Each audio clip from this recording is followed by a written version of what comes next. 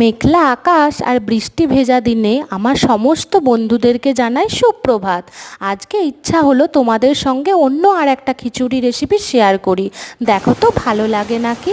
প্রথমে তেলের মধ্যে কিছু গোটা গরম মশলা দিলাম, তারপর পেঁয়াজ কুচি, রসুন বাটা, আদা লঙ্কার বাটা দিয়ে ভালো করে কষিয়ে নিলাম।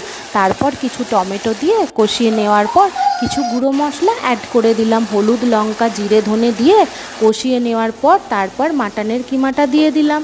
মাটনের কিমাটা দিয়ে এদিকে কষতে থাক আর এদিকে চাল ডাল সেদ্ধ হচ্ছে, তাতে আলু আর কিছু সবজি দিয়ে ফুটতে থাক।